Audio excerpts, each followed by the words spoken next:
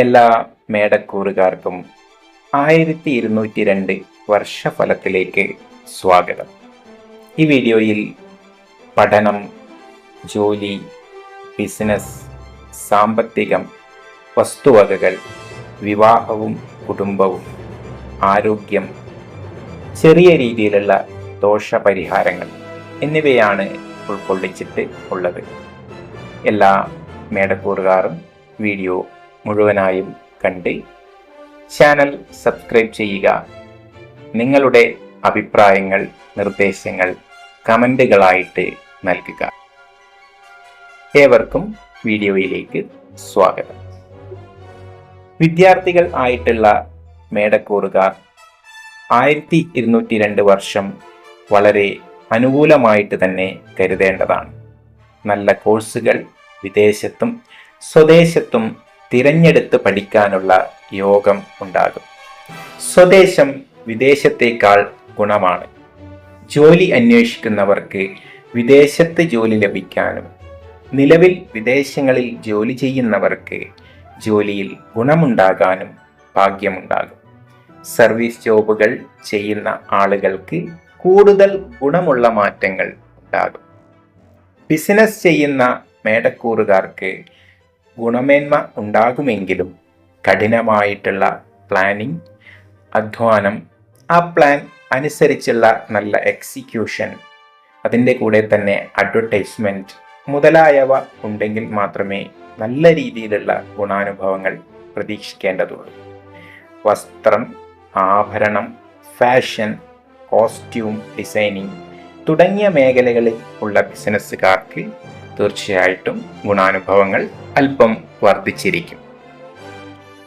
സാമ്പത്തികമായി വളരെ മെച്ചമുള്ള വർഷമാണ് എങ്കിലും അപ്രതീക്ഷിതമായിട്ടുള്ള ചിലവുകൾ ഉണ്ടാകാം.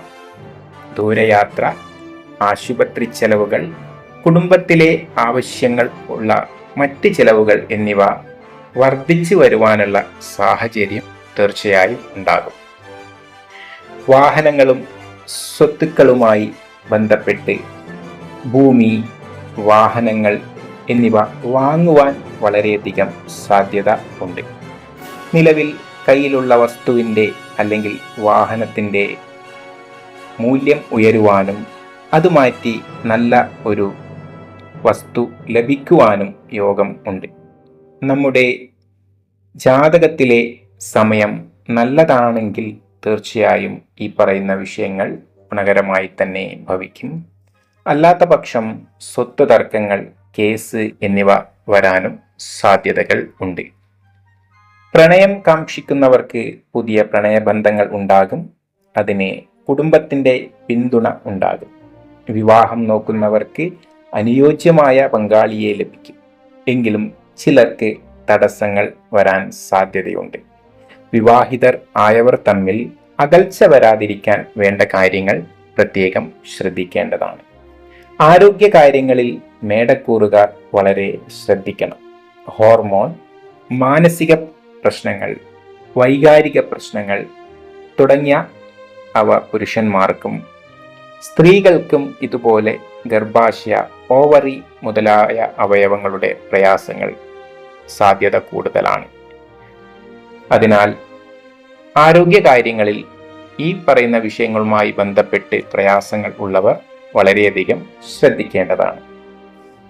പൊതുവെ മേടക്കൂറുകാർക്ക് ഭാഗ്യം, സന്താനം, കുടുംബം മുതലായ കാര്യങ്ങളിൽ വളരെ അനുകൂലവും പ്രണയം, വിദേശവാസം തുടങ്ങിയവയിൽ അല്പം പ്രതികൂല ഫലങ്ങളും വരുവാനുള്ള സാധ്യതകളാണ് കാണുന്നത്.